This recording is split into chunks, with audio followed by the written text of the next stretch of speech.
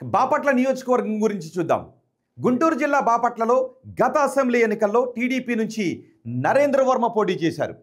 YCP నుంచి కోన రఘుపతి పోటీ చేయగా టీడీపీ అభ్యర్థి నరేంద్ర వర్మ 27,768 ఓట్ల భారీ మెజార్టీతో గెలిచారు. మరి కూటమి ప్రభుత్వం ఏడాదిన్నర పాలనపై ఈ సెగ్మెంట్ జనం ఏమనుకుంటున్నారు?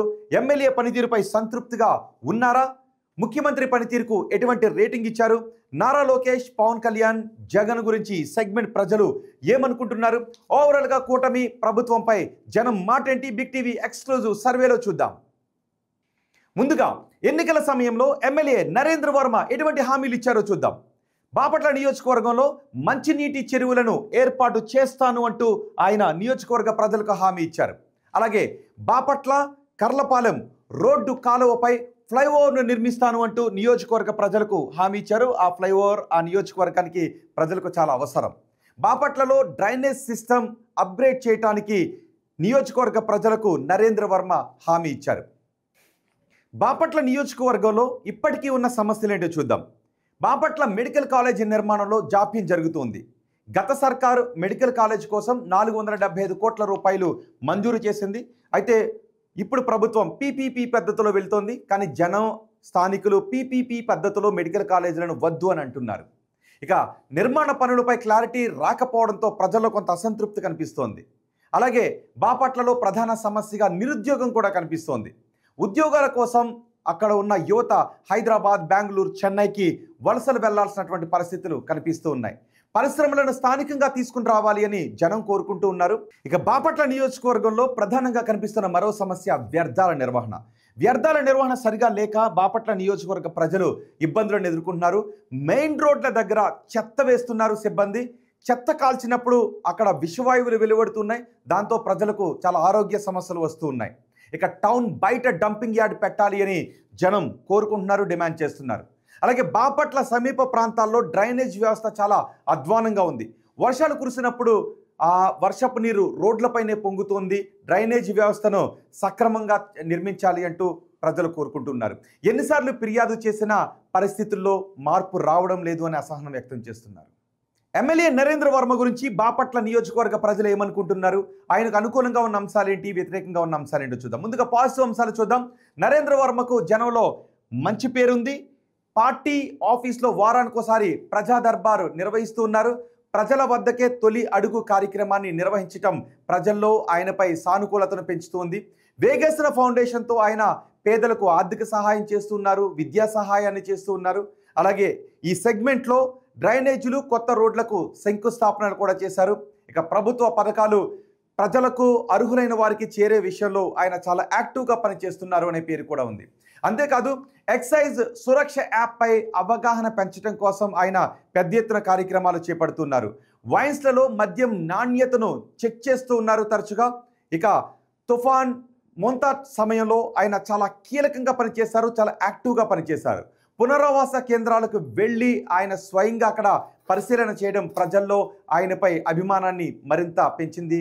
ఇక జల్ జీవన్ మిషన్ కింద తాగునీటి ప్రాజెక్టుకు అడుగులు పడ్డాయి. దానికి ఆయన చాలా చొరవ తీసుకున్నారు. ఇక బాపట్ల, కర్లపాలెం, పిట్టలవానిపాలెంలో తాగునీటి కనెక్షన్లు ఏర్పాటు చేయడంలో ఆయన చాలా చొరవ తీసుకున్నారు. కొత్త పైప్ లైన్లు ఏర్పాటు చేయడం, ఓవర్ హెడ్ ట్యాంకుల నిర్మాణానికి ఆయన తీసుకున్న చొరవ ప్రజల్లో అనుకూలతను పెంచింది. బాపట్ల మున్సిపల్ హై స్కూల్లో పునరుద్ధరణ పనులు జరుగుతూ ఉన్నాయి. 24 కొత్త తరగతి గదులను నిర్మించడం ద్వారా విద్యార్థులకు సౌకర్యం కలుగుతూ ఉంది. ఇక పిఎం పోషణ్ స్కీమ్తో కొత్త డైనింగ్ హాల్ కూడా అక్కడ నిర్మించారు. కొత్త సైన్స్ ల్యాబ్ను కూడా ఏర్పాటు చేశారు. సూర్యలంక బీచ్ అభివృద్ధిలో కొంత పురోగతి కూడా కనిపిస్తుంది. స్వదేశ్ దర్శన్ 2.0 కింద 97 కోట్ల రూపాయలు నిధులు రాబట్టడంలో ఆయన చాలా కీలకంగా వ్యవహరించారు. ఇక బ్లూ ఫాగ్ సర్టిఫికేషన్ పొందేలా పనులు జరగటం ఆయనకు అనుకూలంగా ఉన్నటువంటి అంశాలు. వీటితో పాటు బాపట్ల తీర ప్రాంతం టూరిజం జోన్గా చేసే వ్యూహంతో ఆయన ముందుకు వెళుతూ ఉన్నారు. ఇవి ప్రజల్లో ఆయన పట్ల అనుకూలంగా ఉన్న అంశాలు. ఇక వ్యతిరేకంగా ఉన్న అంశాలు ఏంటో చూద్దాం. బాపట్లలో చెత్త నిర్వహణ చాలా ప్రధాన సమస్యగా మారింది. డ్రైనేజ్ సమస్యలను సరిగా పరిష్కరించకపోవడం ఆయనకు కొంత వ్యతిరేకంగా ఉన్నటువంటి అంశం. ఉద్యోగ ఉపాధి అవకాశాలు లేకపోవడం జనంలో అసహనం కలుగుతూ ఉంది. అక్రమ మైనింగ్, ఇసుక రవాణా చుట్టూ ఎన్నో విమర్శలు కూడా తలెత్తుతూ ఉన్నాయి. ఇసుక టిప్పర్లతో చాలా ప్రమాదాలు అక్కడ చోటు చేసుకుంటూ ఉన్నాయి. వైసీపీ నేతలకే వర్మ ఎక్కువ ప్రాధాన్యతను ఇస్తున్నారు అంటూ కేడర్లో కొంత అసహనం కూడా కనిపిస్తుంది. ఇక ఓవరాల్గా ఎమ్మెల్యే పనితీరు గురించి జనం ఎన్ని మార్కులు వేశారో పర్సంటేజ్తో సహా ఇప్పుడు నేను మీకు వివరిస్తాను. చాలా బాగుంది అని 17.5% మంది చెప్తూ ఉంటే బాగుంది అని 22.5% మంది చెప్తున్నారు. పర్వాలేదు అని 35% మంది చెబుతూ ఉంటే బాగా లేదు అని 15% మంది చెప్తున్నారు. అస్సలు బాగా లేదు అని 10% మంది చెప్తున్నారు. ఓవరాల్గా 25% మంది అసహనాన్ని వ్యక్తం చేస్తుంటే 75% మంది మాత్రం నరేంద్ర వర్మ పనితీరు బాగుందని అంటున్నారు. ఇక ముఖ్యమంత్రి చంద్రబాబు పనితీరు గురించి బాపట్ల నియోజకవర్గ ప్రజలు ఏం చెప్పారంటే చాలా బాగుంది అని 15% మంది చెప్తూ ఉంటే బాగుంది అని 22.5% మంది జనం చెబుతూ ఉన్నారు. పర్వాలేదు అని 35% మంది జనం చెబుతూ ఉంటే బాగా లేదు అని 20% మంది జనం చెబుతున్నారు.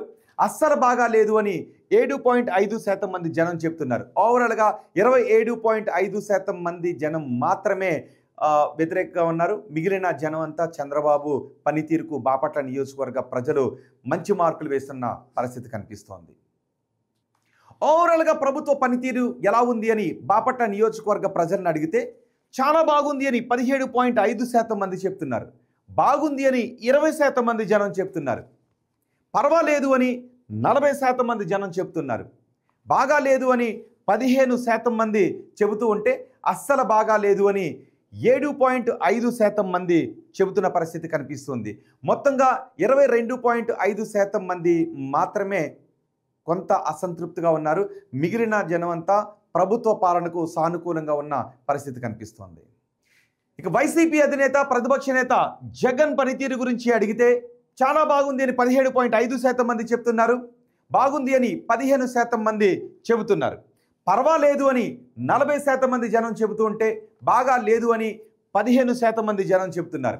అస్సలు బాగా లేదు అని 12.5% మంది జనం చెప్తున్నారు. ఇక ఉప ముఖ్యమంత్రి పవన్ కళ్యాణ్ పనితీరు గురించి బాపట్ల నియోజకవర్గ ప్రజలను అడిగితే చాలా బాగుంది అని 15% మంది చెప్తున్నారు. బాగుంది అని 17.5% మంది జనం చెప్తుంటే పర్వాలేదు అని 42.5% మంది జనం చెప్తున్నారు.